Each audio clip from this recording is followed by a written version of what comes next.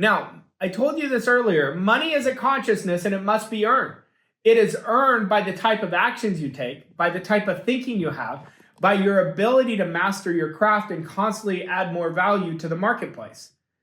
But in order to do this, you have to have a goal that really fuels you, that there's a big why, that your reasons are driving you. And we want to make this goal a magnificent obsession. A magnificent obsession is a love story where it's always on your mind. Now, your goals have to be a love story. It can't be a wish or a hope. I told you earlier, the universe responds to definiteness, committed decisions. But your goals are why you get up in the morning. Goals are so good for our soul. And you want to have a goal that really stretches you and inspires you. But let's look at this. You got into the coaching industry because you wanted to help people. That started in your subjective mind. And you had a want. Don't give in to your want. Don't let the outside circumstances tell you, well, let me try something else because I'm not doing it. Are you not doing it, or are you not committing to do what is essential to build a coaching business? Now, your want starts in your subjective side of your personality, and it is channeled to your conscious side. In your conscious mind, our job is to accept it. The biggest mistake people make, they say, oh, I've never done it. It's been 6 months. No, don't give in and forget about your purpose of why you got started. Our job is to accept the want. Look, I'm only getting 2 clients. My goal is 10. It's been 6 months. I'm not doing it. Say, no, I'm not accepting that. My job is to stop sending double binding messages, be willing to pay the price. And my job is to accept the want. I am creating 10 or more clients every month, or I'm creating 50 clients or more every month, whatever your goal is. And we've got to turn it back over to the subjective side of our personality. Well, how do we turn it over? It's the repetition of speaking it into existence with auto-suggestion. It's the repetition of getting in the spirit of our goal, of seeing what we want. And the repetition over and over and over again is going to turn into a desire. But the beautiful part is once it's a desire, it's not just a desire in your subconscious mind. It's a desire in universal subconscious, and the whole universe conspires to make your goal a done deal. But when it's a desire, it alters your vibration and it dictates what you attract. All the conditions, all the circumstances, everything in the outside world shapes itself to your desire. Right now, if you're not getting what you want, it's right here. You haven't turned it into a desire. We have to turn it into a desire. Now, the results will change. The results happen by exact and specific law. But understand, world-class performance is about a lot of sprints. It's about consistency. And that's how you're going to create an increase in your business. But right now, I want to ask you, you've been through several lessons of our world-class coach program. Are you making your hours epic? I want you to ask yourself, am I on fire for my 5 great hours a day that I've taught you? Are you focusing on your 30, 60, 90-minute sprints? Now, the reason I'm asking you this, because this is going to give you a real story of why you're winning or why you are stagnant. Are you focusing on the power of 5? Are you making every decision from your future self, from your goal?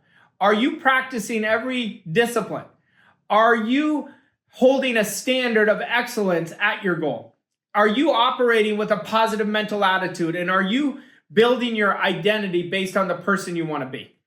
Now, it will tell you a huge answer. Are you really working your 3 to 6 goal achieving activities? It's the quality of the work, not the quantity. It is so effortless if you follow the process that I've outlined. I know it because I've done it for 17 years. And if you will follow this to the letter and just focus on this slide, you're going to really make it happen for your clients and for yourself. Now, create 5 great hours a day. If you haven't done it, I want you to not beat yourself up. I want you to give yourself grace. I want you to recommit. And I want you to remember why you started the coaching business and only look forward from this day on. Now, when we talk about money, I think this is such a great quote by Wallace Wattles. He says the riches you receive will be in exact proportion to the definiteness of your vision. What he's saying there is the law of compensation. You get exactly what you put out. If you have little value, you're going to get the results that match that. The fixity of your purpose. This is how locked in you're doing the repetition of building the belief of your goal on a subconscious level. The steadiness of your faith. What is faith? It's entering in the spirit of seeing what you want. It's understanding you have an incredible mind that can bring you anything you want if you work in harmony with the laws of your mind and the depth of your gratitude. See, I think this is another great quote around money by Earl Nightingale. He says, most people think they want more money than they really do, but they settle for a lot less than they could really earn. Is that you? Are you making excuses? Or do you have a big money goal because you understand money is just a report card to the service you render? You see, the law of compensation is always working when we're talking about income. Now, when we're talking about money, we have to also ask ourselves, what is my attitude towards money? Because money is an attitude. All you have to do is look at your results. It'll tell you what your attitude is on money. Now, what is your relationship with money? Do you have a good relationship? I always use the analogy, if money was going out on a date with me and money's across the table, and I said, my belief is, and I communicate this, it's the root of all evil. Bad people are the only ones who have money. Well, money's never going to go out on a second date. See, money has to be attracted by the person we become.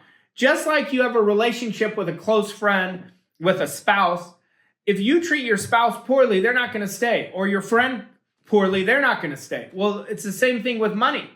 So we want to create a great relationship with money and understand money is not the cause, it's the effect. So we want to take care of the cause. What is the cause? Our service. What is the cause? Transforming ourselves. What is the cause? Our belief system.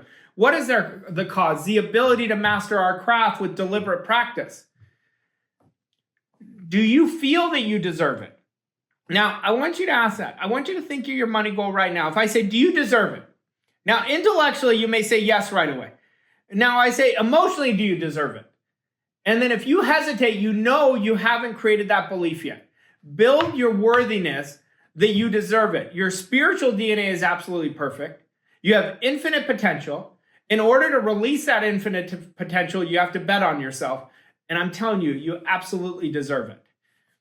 Now, this is a big one. Are my actions and behaviors congruent with the state of abundance I want? Just observe your actions. Observe your behaviors.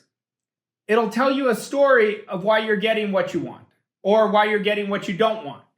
Your beliefs about money have to be congruent with your financial goal. You have to think, feel, and act like the person you want to become.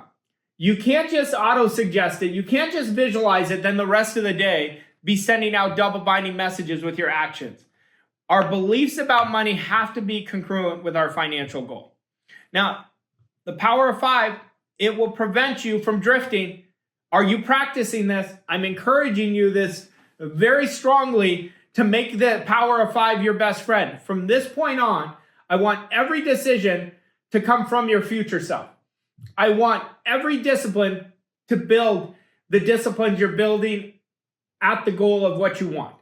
I want your standard, bring everything up to your standard. You never settle for mediocrity. And our self-image is crucial. You will never outperform it. So we have to think, feel, and act from the person we want to become. And every attitude, we look at the solution. We look for the good. We constantly are building our attitude of ourselves because our attitude is the most important idea that we can implement on a deep subjective level. It is our automatic operating system. Remember this. A lot of people want what the 1% want, but they don't have the courage to go discipline themselves to do it. I want you to understand it takes great courage to earn a lot of money, but the reward is how many lives you're going to change. I want you to imagine right now that you took yourself on a much deeper level. You said, I'm going to really stretch myself to my new level of identity, my new level of confidence. And I want you to imagine all the success stories that you've created from your clients. How would that make you feel? Would that be worth betting on yourself? Would that be worth choosing getting out of your comfort zone and building the courage? And I think you know the answer. It definitely will. I want you to stop defaulting to your past self, defaulting to your present, and I want you to really tap into your future self. Your future self is much wiser, much stronger, much more effective than who we all are right now. Now, your income always reflects your identity. So look at your income, it'll tell you your identity. Don't resist it. Say, okay, I'm going to work on my identity. I'm going to influence myself by thinking, feeling, and acting like the person I want to become.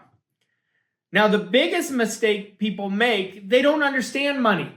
Money is the greatest illusion. People are making decisions based on money. You never make a decision based on money. You make a decision based on your desire, based on your goal, based on your magnificent obsession. When people don't understand money, they're always chasing it. Chasing money is the worst energy we can be in. What we want to do is understand we attract money by the person we become. The more confident we become, the more we stretch ourselves out of our comfort zone. And that's where you're going to attract a significant state of abundance. But what if abundance was your natural state? It can be. It's become my natural state. Now, it didn't happen by accident. I deliberately spent years constantly upgrading myself. And that's what you have to do. But attention is the key to life. All you have to understand, whatever your attention's on, is what you're demonstrating in your life. So we want to embrace the results. We want to understand them because they're telling us a story. See, we can always shift the results by altering it and being flexible of where I want to upgrade my life. But how we do it is with consistency. The man or woman that's most consistent always wins. Consistency is power. And it's not about practicing your processes, practicing your craft once in a while. It's what you do every day is what makes the difference. And all you have to ask yourself right now is, do my behaviors scream the success I desire? And if the answer is yes, great. I will tell you what's the new level of excellence that you can add to your behaviors. And if the answer is no, the worst thing you could do is beat yourself up. What I want you to do is pick one behavior that's going to alter your identity and alter your business more than anything else. Maybe that behavior is that I am practicing my sales presentation so I can communicate effectively the problem I solve.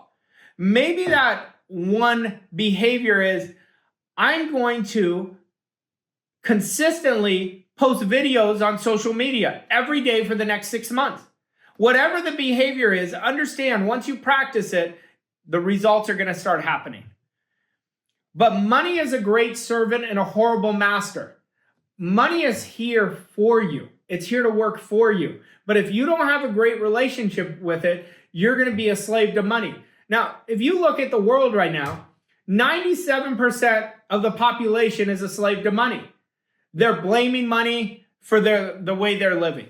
See, we want to change this where money is a servant, and the more money you have, it gives you greater freedom of choice that you get to do what you want, when you want, however you want, as often as you want, with whomever you want. But in order to create great wealth, we got to remove scarcity from our heart. We want to open your mind and heart towards your goal. Remove any scarcity. Earlier, I said your spiritual DNA is absolutely perfect, but on top of your spiritual DNA are your virus codes. That's that paradigm that is infecting you with what you don't want. So we've got to work on that by getting control of our mind, by disciplining and accepting and rejecting ideas from our future self. Right now, if you're blaming, that's a form of scarcity. If there's something you need to forgive, maybe that's yourself, that's a form of scarcity. Start journaling and getting rid of every scarcity that is dominating your heart. Being in the energy of your goal is where you're aligned to it. We always attract what we're in harmony with. When you are in the energy of your goal, that's what you're going to bring to you. And if you want more money, circulate it. Every time you're spending money, just know it's coming back 10 times. But if you're holding on to it tight, if you're trying to hoard it, understand you're working out of the law of circulation. Everything has to be circulated. If my blood stopped flowing in my body, there would be no circulation. I would not be here very long.